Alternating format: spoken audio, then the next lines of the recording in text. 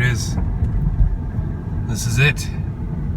Home of 2 Allroads. I think this is the place.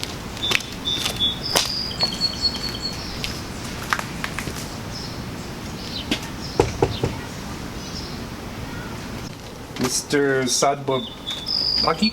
Podwysaki. Yeah, that's what I said.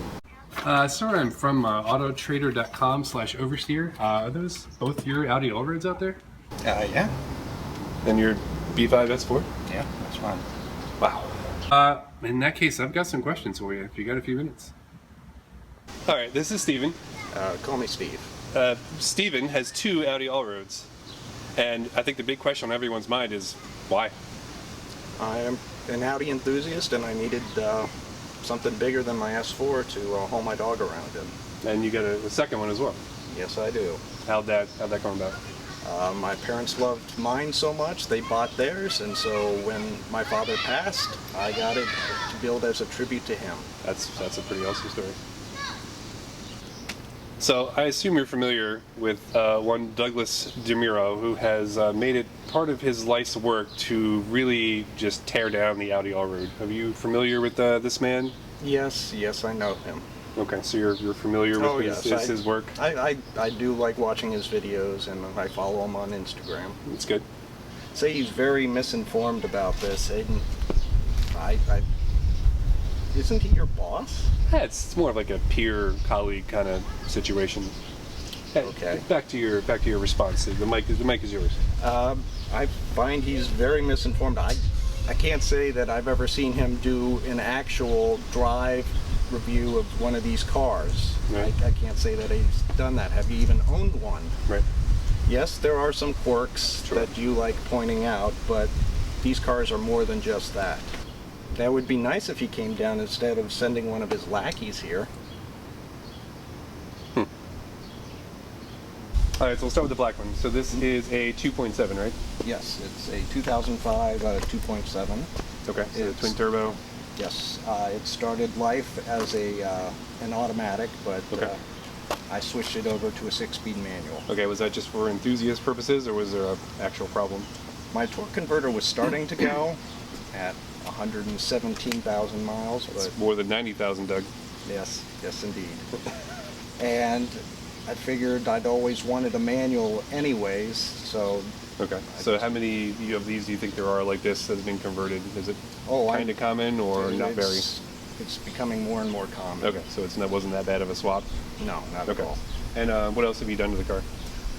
Oh, I've just overall changed the appearance of it. I've sort of blacked it out a bit, got better wheels, better air suspension parts, new interior from an S6. Nice. Lots of different odds and ends. Okay. And some go fast pieces here and there. Like what? A tune, sway bars for better handling. Okay. Nice. We will take them for a drive in a minute. Let's go look at the other one. All right. Allroad number 2. So this is a 2004? Yes. Okay. And this has the V8. Yes, it does. 4.2 liter V8. Okay. So the biggest difference between the 2 cars is the engine, essentially. Pretty much. Okay. And this is still an automatic? This is an automatic. Okay. And this is the one you got from your dad? Yes. Okay. So what have you done to this one specifically? This one, I've given it a tune. It's actually got this similar engine to the V6 Audi S4 with the 4.2 liter, and this is basically a detuned engine, so they were able to knock the extra 40 horsepower that were detuned from it, plus add another extra 12. Oh, wow. So okay. You're unlocking a lot of potential from just a naturally aspirated And this one engine. looks almost sort of like a expedition kind of off-road vehicle. It's got the knobbier tires. Yep, and it's all part of my plan for building this as a tribute to my father. Okay. What types of, you've taken on some trips, right? Yeah, I plan to do a tribute reenactment, or I guess just follow a path that we took when we were kids, when he took us out west to work with him out in the field when he was a geologist out in the Utah deserts, and I figured this is perfect for going out into the Utah deserts. Yeah, it's great. It's I love how sort of menacing it looks. It's just sits up a little bit higher, and this has air suspension, so you can raise and lower it. I've actually raised it a lot higher than the factory settings. Okay, well that's part of the sort of the off-road, the changing the process of modification. Okay. Yes. bugs. Alright, well, that's enough talking and walking around. Let's go for a little drive. Oh yeah. Let's go. Which car did you give me?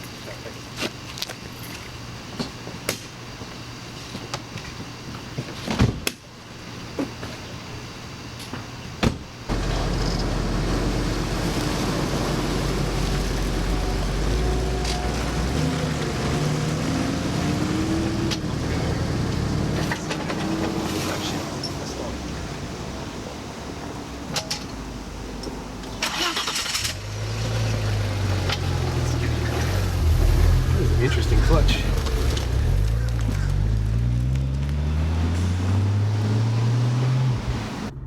So literal first impressions driving the 2.7 twin turbo. I mean, I get it. Like, wagons are cool. Everyone knows wagons are cool. I'm not sure why Doug's hating on this, considering it's really one of very few wagon options that are available currently. So the fact that you can get a twin turbo V6 wagon that actually looks pretty nice is going to be good in inclement weather. When I drove around Europe, that was most of what I got blown past on the Autobahn were BMW and Audi wagons, and each time I was like, ooh, that looks cool. I guess Doug's issue is that Audi did something cool, but they managed to make it less reliable, even for an Audi. So that's the big question, right? Can you live with the potential reliability issues, or you find one like this that's already been sorted out? All right, so the 2.7, not originally a manual, so this is a strange feeling clutch and shifter. It is very much heavy from a, let's see. Ooh, that is not slow. Close this so you can see me. It is a very strange feeling. It's almost like you're pushing the shifter into like a very specific little spot. It's almost like Legos or something. It just sort of snaps in there in kind of a strange way, but I think I can get used to it. The clutch is very touchy, and I admittedly stalled it the very first time I sat in the car. So hopefully we can get it on the open road here a little bit. See if I can keep up with the big V8. Let's check this out. Look how high that looks like it's sitting compared to where we're sitting here.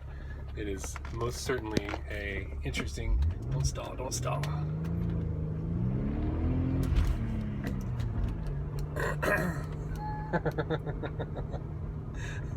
That's fun. Ooh. Wow! Whoa! Asshole. Did you miss the giant Audi wagon? Good Lord. Oh, Christ. So looking around the interior, this is the one that Steve really modified a lot inside. It has an RS6 steering wheel. It's got some carbon fiber bits in and around there. It's got a boost gauge up there so I can monitor my PSIs.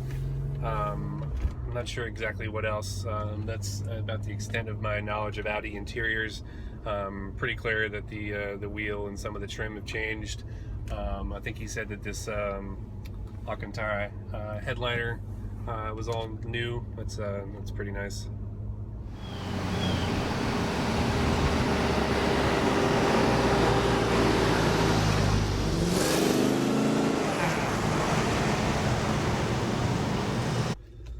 Alright, so now we are in the V8 Allroad. So, I mean, these two cars have drastically different personalities. So, while I may not necessarily understand owning two of the same car, Steve's got a pretty good story, you have to admit. I think the difference between these two is just startling. This one is really outfitted to be sort of like a off-road camping. Like, I feel like I'm sitting in a truck. Like, there's a Tahoe in front of me right now, and I feel like I'm like level with the driver. Like, this is at the highest setting. I do sort of feel like I'm gonna fall over, which, you know, we'll get it on video if anything, right? But inside, this is more like, you know, brown and wood trim, and that's like blacked out and kind of mean. So like they have like really like amazing difference in personality, which I think is pretty awesome. So, I mean, obviously a big difference between these two cars, besides the engine, is the transmission. So this is a automatic. So I've got it in sport mode, which I think should sort of, make it a little more aggressive. But, there's no substitute for rowing your own gears. But again, it just sort of highlights the differences between these two cars. You have an automatic V8 that's meant for like off-roading and camping and expedition driving, and then you have a low, fast, blacked out, twin turbo, just sort of beast of a car with a manual transmission. And that's like I said, best of both worlds.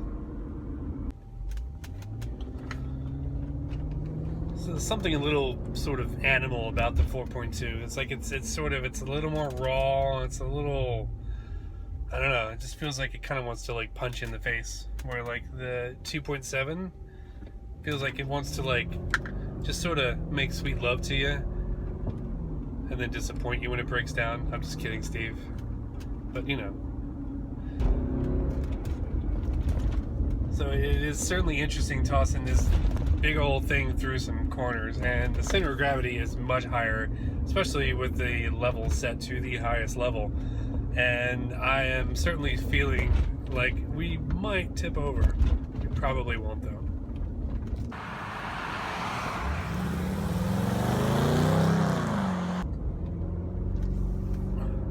These two cars are roughly about the same level of fast. So it's something like 350 to maybe 330 horsepower. The 4.2 probably has a slight edge on the 2.7. Both have some tuning done to them. Both are probably relatively about the same weight. They both feel about as fast as the other. I'd say the 2.7 that I'm driving behind right now probably feels a little bit faster. Maybe it's just because of the manual, but there's something sort of like urgent about this V8. There's a I mean, it's a V8, right? It's a little louder. You get kind of like a roar, like it's angry and it's gonna kind of chase you down, and I like that. I want my wagon to be a little pissed off. So I think this one definitely gets the edge on that pissed offness. That's like the Doug scale, but different. It's the Will scale. You heard it here first. So my time with these two cars has come to an end, sadly, because both are interesting and dynamic and weird and sort of strange in their own way, and I love it. And they may be a little unreliable, but let's face it, all German cars are, just in different ways, right? So I'm going to mess with Steve a little bit here. He doesn't know that the car is not breaking down, but he's going to think that it is. So, let's see what happens.